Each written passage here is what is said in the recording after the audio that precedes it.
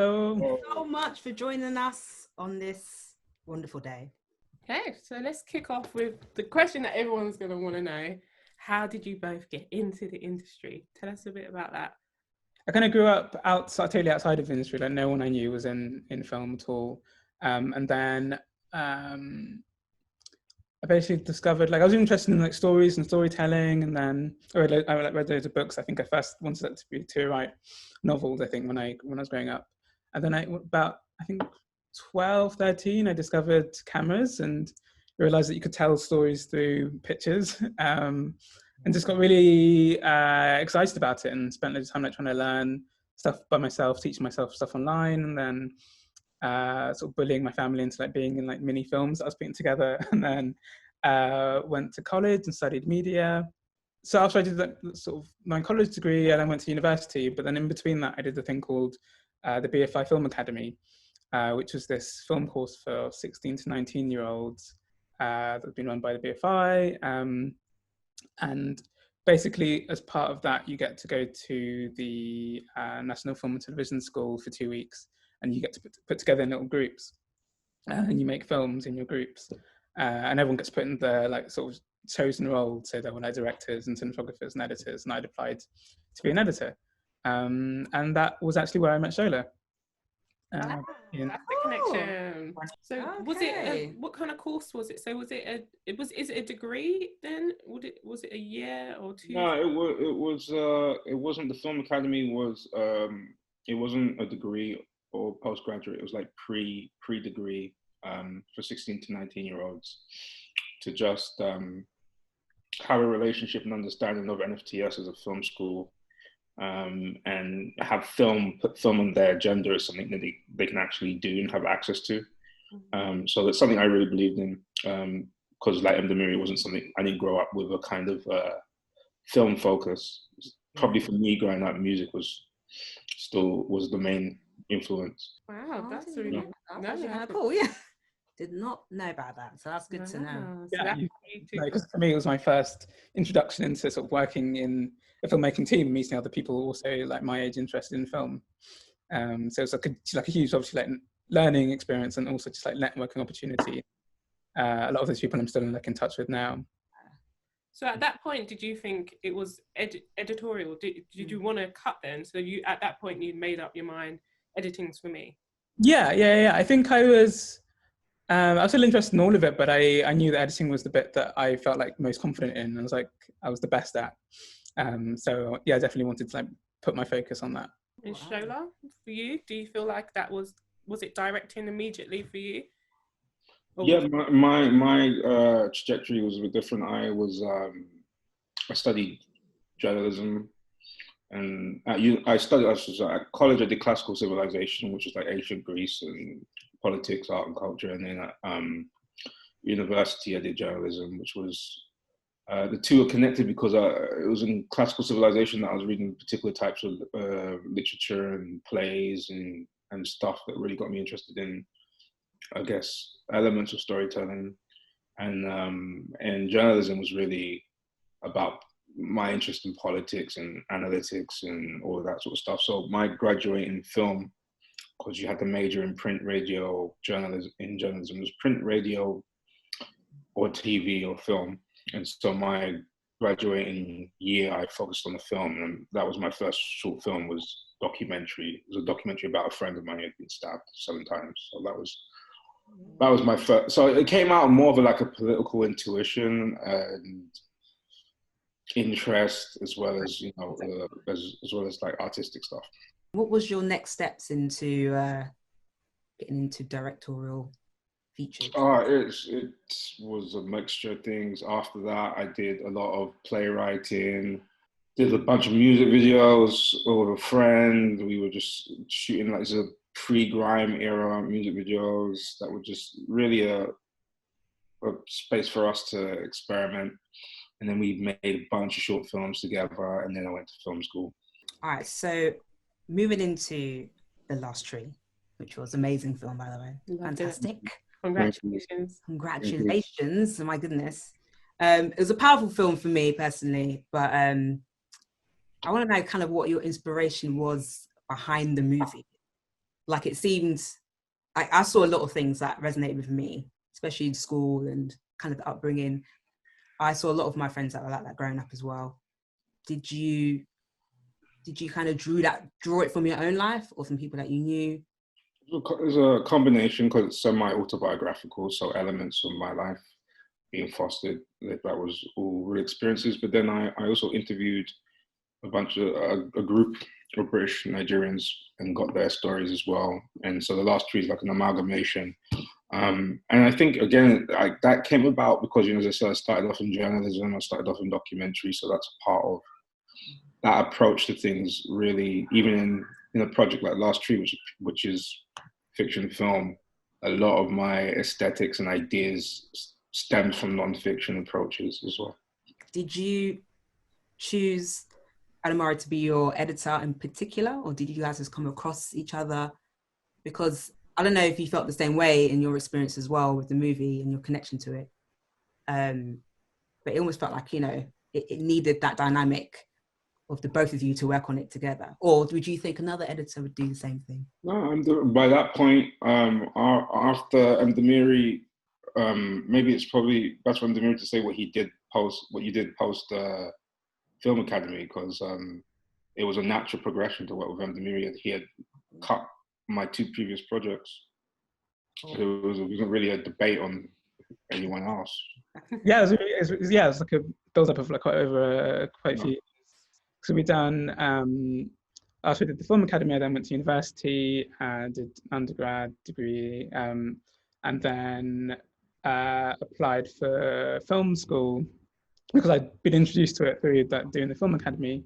And just before I started, Shola and I did A Moving Image. It's like his first film. And then during the course, we did a short called Dear Mr. Shakespeare.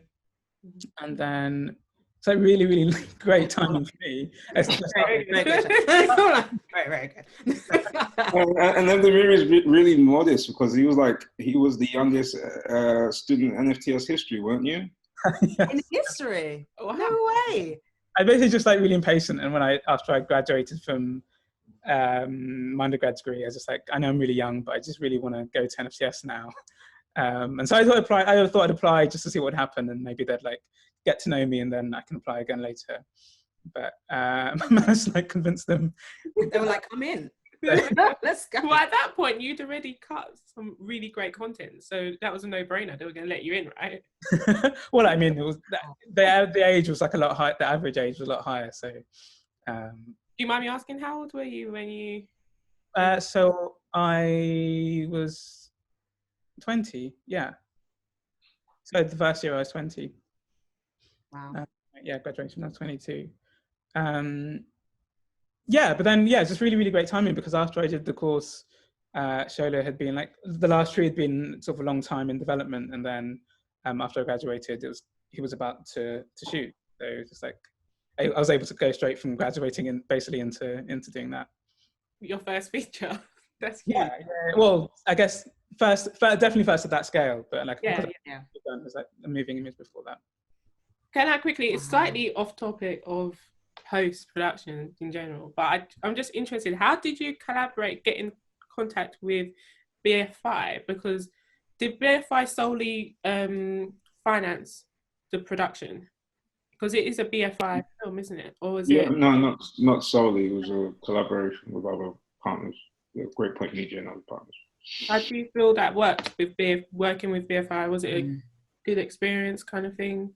Yeah, I think again, my trajectory through the industry is probably a lot different to most people's, in the sense that I'd already, with Mdhamiri and Shegun, our composer, I'd already made my first feature project completely outside of any kind of funding body. It was independent, and the team was the team. And so by the time that came out, it was pretty clear what it was my interests were. And so I'd been developing A Moving Image at the same time as the BFI.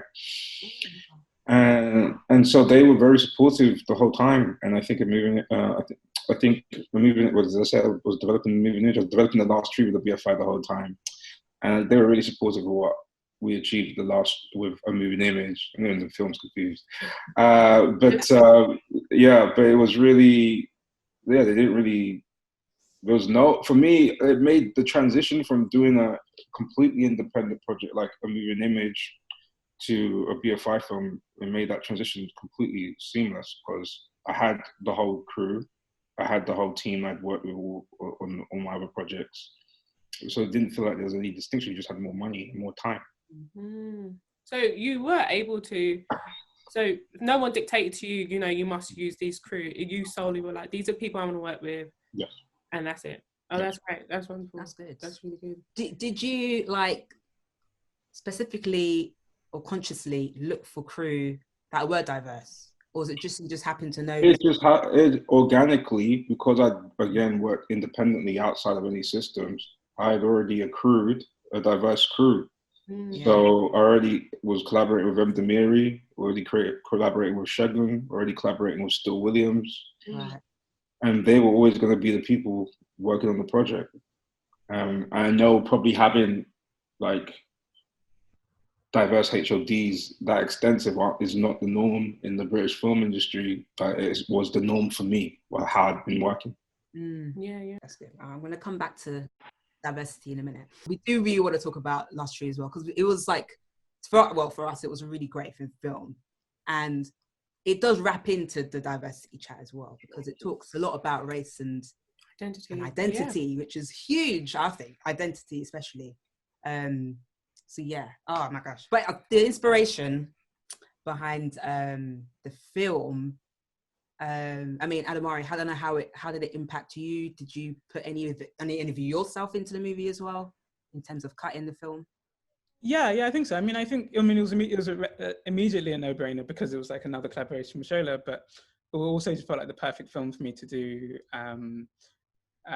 because of the amount of creative freedom it was going to give, the scale it was going to, at the scale it had, meant that it was going to give me that sort of stepping stone up into bigger projects. But also it just felt like it was a film that had a lot of heart behind it and a lot of touched on a lot of things that I felt like impacted me as a person. Like I also, someone who grew up without a father, I have like a Nigerian father who I've never met, and I felt like I had that whole sort of sense of battling and trying to understand who I am as a person felt like that was also like a reflection of me. So yeah, I definitely felt all the way through that it was a project that I kind of deeply connected to. How now we kind of want to get into like the collaboration, how you guys work. So during the shoot, did you stay away from the cutting room completely, or were you just focused on the shoot? And then when it got into post, did you kind of then sort of sat down in the cutting room and was like, this is where direction I want to take it? Or were you very vocal during the shoot? No, Mdhamiri was on the shoot from day one. So yeah. It was always a collaboration from the first day we started shooting, really. And I'd go to the edit base often, and we'd have conversations. And during the shoot, it would inform sometimes approach to shooting certain things. I think it's super valuable to have the editor on board as early as possible and engage in conversations, creative conversations as early as possible. Yeah, I think it's quite unusual because I was actually on set the whole time during the shoot, or in like the production office next to the set. So I was able to feedback quite quickly, and we had like a good sort of workflow between me and my and the DIT and my assistant, and we'd I'd actually be only like a few hours behind what had been shot, so I was able to feedback almost like while they're still in the same scene or when they were in the same location. Like, how did you guys feel about? I mean, I guess now's the time to talk about race and identity. It's like time, you know. It's like when you were developing this, it was a few years ago. Obviously, I'm assuming it was around the time of when Black Lives Matter. Actually, maybe not. It was released last year, but you're saying it was several years? Yeah. Because as a up and coming director, to produce a film around kind of race and identity, did you have any roadblocks in particular, or did you feel like, how is this going to be portrayed? Did you find it difficult even? No, it was very much just tell the film that felt truthful to my experience or to the experience of other people who I knew had been through that kind of foster care, and the themes were always gonna be exploring identity and race, but do it subtly. I had already done it in an overt fashion in my previous film, so I didn't feel any pressure to hammer anything home with a loudspeaker, which I think I literally did. When you think about it, we literally had a loudspeaker. So it was very organic. I think again, I think my trajectory and the way I've approached it, because I'd made my first feature already, it was very comfortable making the movie. I don't know why I'm so confused. Making The Last Tree, because I've got to explore and experiment so much in the moving image. I knew who my team was. I knew who this was our third collaboration as a group. So it was like so many things were already set in stone for us. We already had a shorthand, a way of working that mitigated against, I think, some of the other dramas you might get into when taking a project of this scale on. Yeah, I think we're in that kind of sweet spot of independent film where we'd like proved ourselves already, and it also just was at a level where they like give us enough freedom to actually just do what we wanted, which is like really, really, really great. And we're saying, like, commenting on that like all the time through like the shoot and the edit, right? Where we're going, oh, wow, this is so, we've got so much like spaces that no one's telling us. A lot of freedom, and you don't get a film like The Last Tree without extreme freedom. Yeah, I agree. Because myself and Ruth both work in TV and film, and we work, big features, and a lot of the studios that we've worked in don't have the diversity that you've worked in, and it just sounds like a dream right now. Yeah. I'm like, how did that happen? And you had freedom to express yourself? You've got a diverse crew? Wow, so it just sounds amazing that you've actually had that experience, not just a number of times. Yeah, but I think you have to acknowledge, you have to acknowledge that the reason I had that freedom was because I had 100% independently gone out, raised money, and shot a whole other project first. And I think all of the people I've enjoyed, filmmakers, contemporaries and other people, I think someone like Shola Amoo as well, I appreciate her because she had to go out and shoot her shorts independently financed by herself and get to a point. And that's what we did with A Moving Image. We went off and shot that film completely devoid of support. And that proved a lot of things to a lot of people, and that created the freedom to make The Last Tree on a bigger scale, but with all the freedom that was required. So would you have thought it would have been in an impossible mission kind of thing if you hadn't sort of done A Moving Image first? I think there'd be more questions. Yeah. I think there'd be more questions, and as there always is when you attempt something for the first time.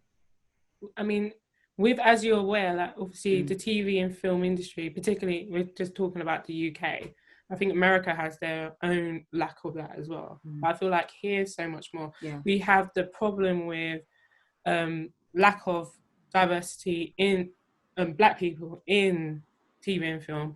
But then on top of that, there's like this class divide as well. And quite a few Americans that I've spoken to have definitely said, like, y'all don't have Black people working in film, but you guys also didn't have a class thing as well. It's like working class people. There's a problem with the lack of working class people in the industry.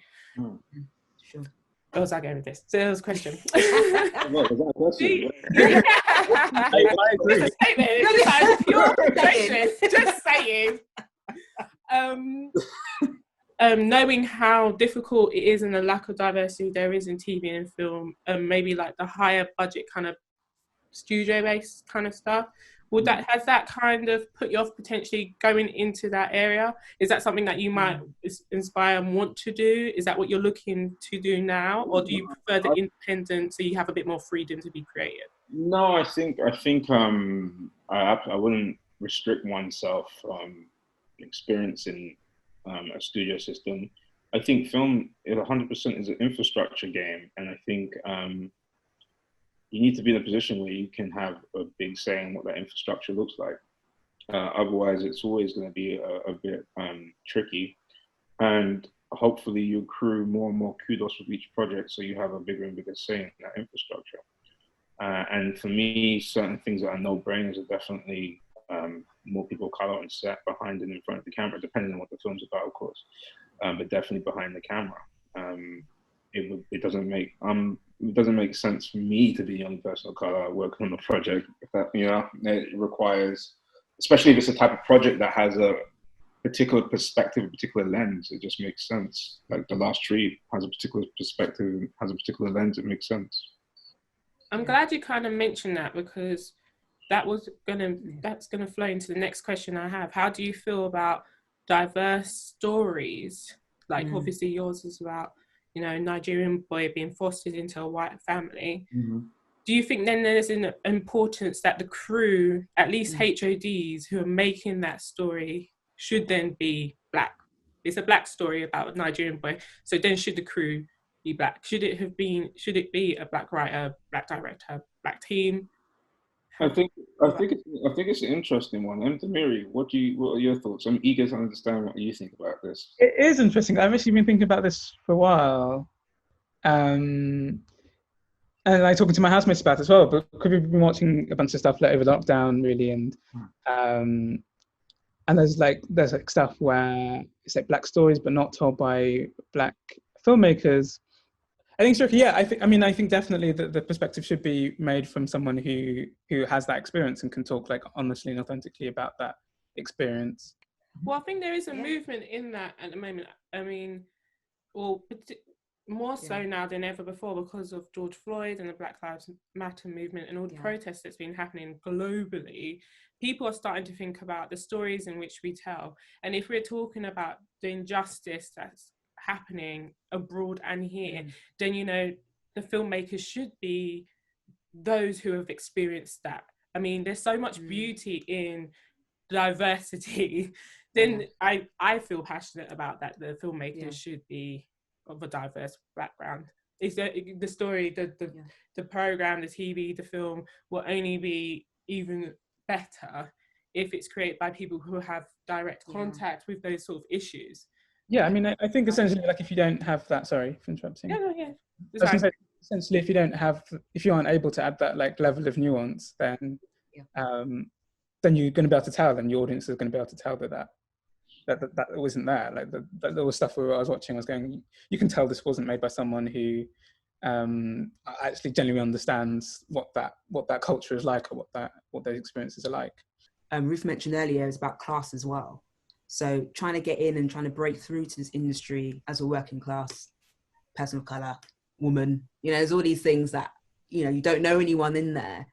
Is that the only issue, or is there also the issue of it's just not appealing to people of color anymore? Like, you guys went out and did your thing separately. I know a bunch of filmmakers myself that are doing their thing separately.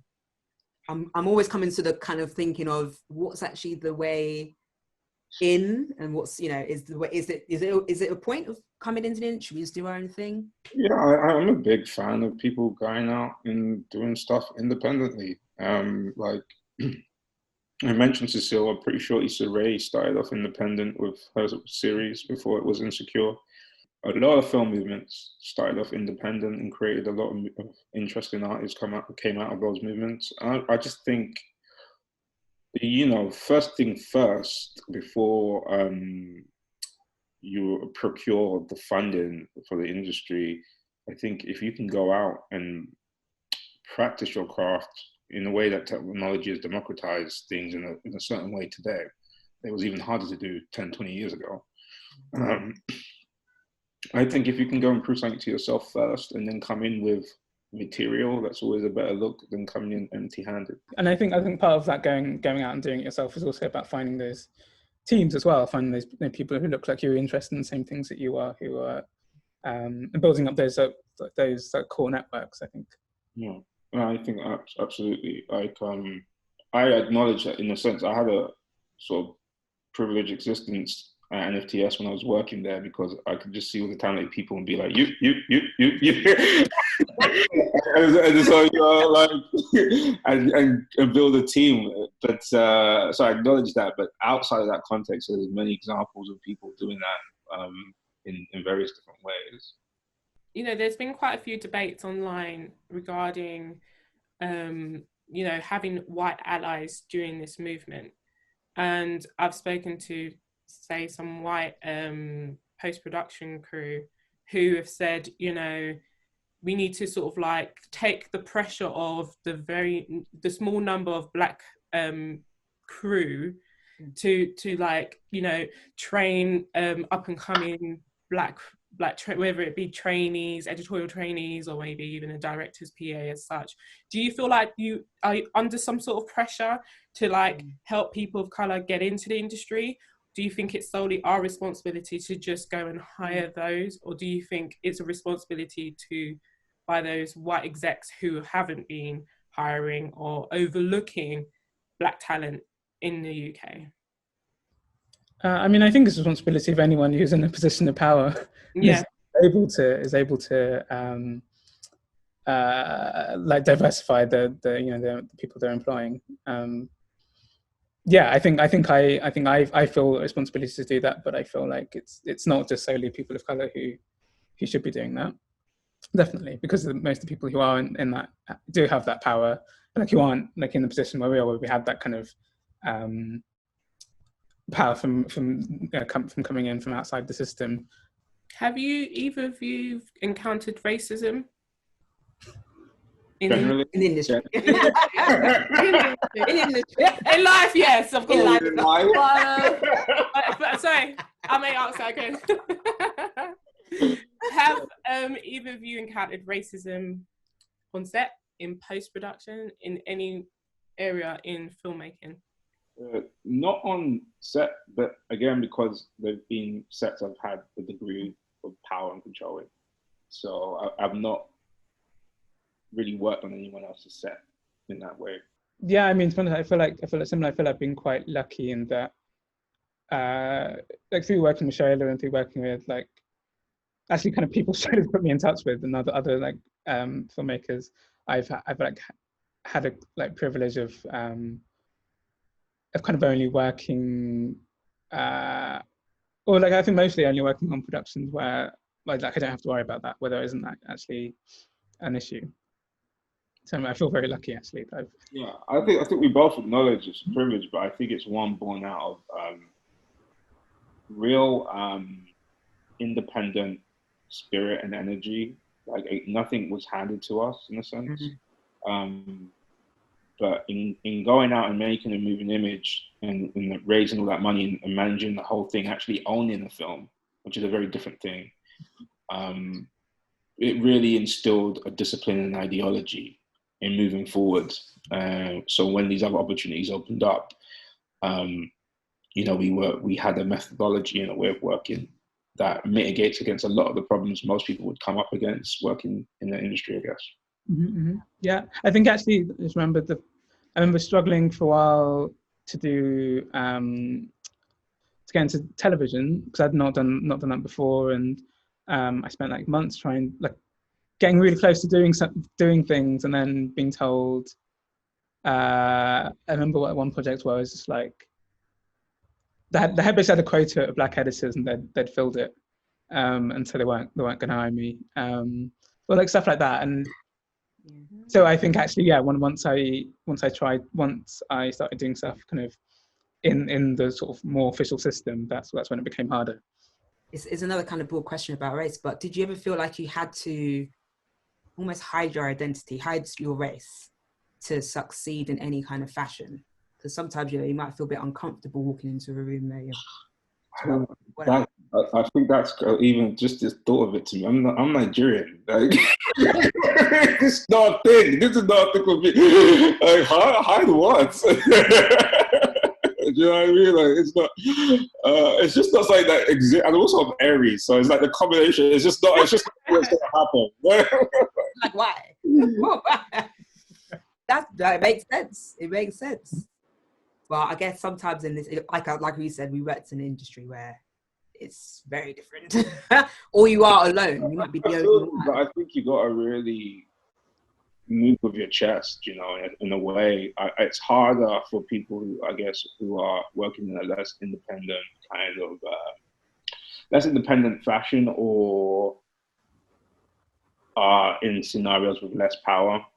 And I get that kind of double consciousness one must walk in that kind of context. But if you're asking personally, I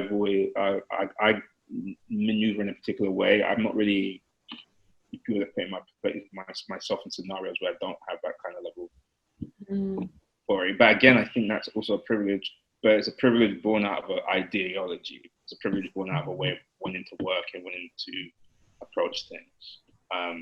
So that's why I think I'm a big advocate of going outside of the industry, building up content work. So it builds you as a person as well. And you feel what it is to have authority, feel what it is to have power. Yeah. Alongside working with the industry in whatever scenario you do, I think that's just good for your psychology as a person, let alone your trajectory through the industry. That ties into the question of like, what advice would you give someone who wants to direct and someone who wants to edit? Yeah, I mean, I think for me, what helped me loads was finding those collaborators, like from a quite young age, and like building that network of people that wanted to work with me, and I felt really comfortable working with, and I felt like I'd learn a lot from, and that they would grow at the same rate that I would. So we could keep doing sort of bigger and bigger projects together. So would you say it's more so people should start with building a network, finding other people like them, people that you enjoy working with who are awesome and talented?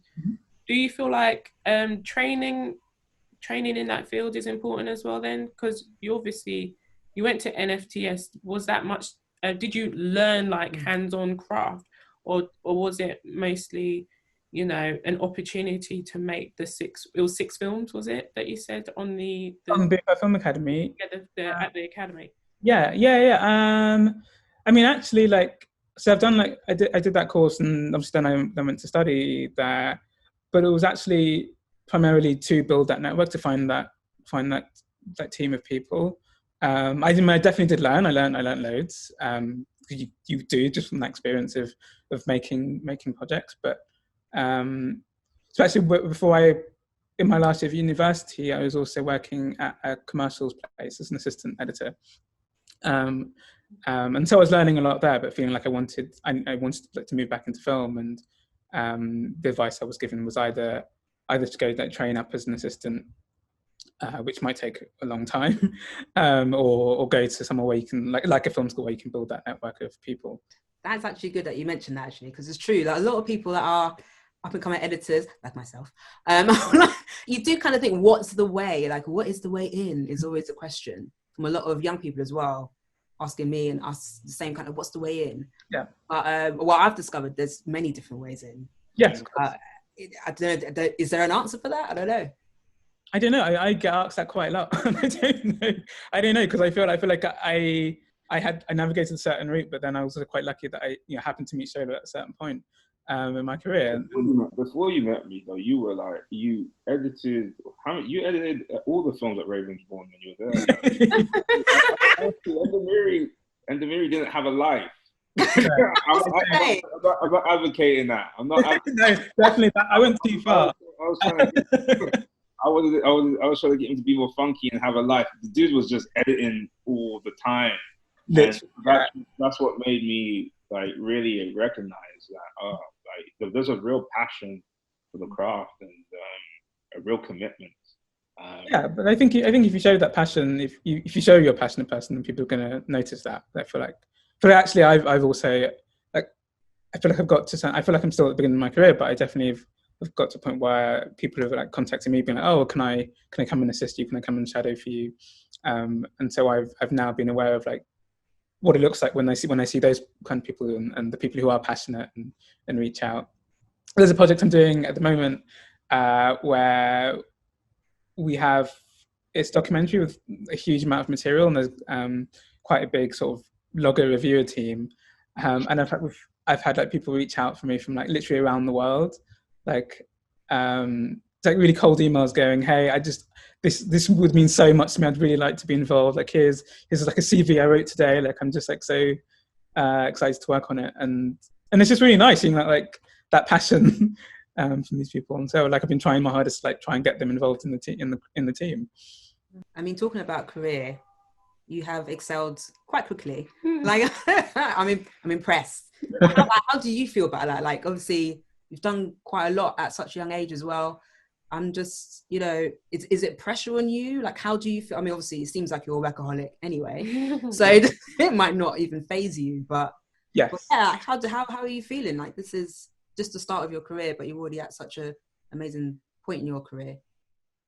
Yeah, I mean, I think I feel like just excited about like what's next, and I think like actually Shola and I've talked a lot about this. Like I feel it becomes really important what you say no to, and the kind of projects that you do, and making sure each one is like going to give you that big push forwards and upwards, and allow you to do something at a bigger level. So I feel like I spent a lot of time trying to work out like what is the next step, and like what are the series of next steps for me. But yeah, I'm just excited about it, I guess. You know, what skills do you look for? Like you're both in positions now of hiring abilities. Like what do you look for in an assistant, Mdhamiri? What do you look for in an assistant as well? I mean, I feel like that passion is like it's like the key things. I feel like you can learn how to use software, and so much stuff you'll just pick up on the job. But I feel like having that eagerness and you know, wanting to learn and wanting to put not too many hours in, but put the hours in. I really admire, and I think that's the kind of people that I would look for.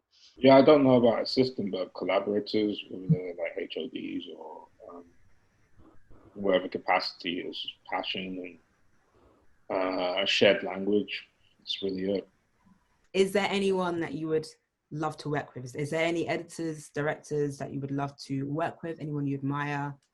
And basically, like, spent a lot of time trying to work out like how I can get on Atlanta, because I just like love that. Like everything about that show I love, and obviously all the people who are making it are like really cool, and they're just making the kind of stuff that I think is like really cool. So you'll stick to drama? You both stick to drama? I've been doing kind of a mixture of everything. So I'm on a documentary now. I've done documentary in the past. I've done television as well, like TV drama. Yeah, I'm open. As I said, I started off in docs. Obviously, I also just made a VR film, which was quite an interesting experience. So it's yeah, I think we're medium agnostic or genre agnostic is the term. Oh, thank you guys so much. Honestly, all good. I appreciate it. Thank you. It's been awesome. Thank you. Take care, everyone. Thank you very much.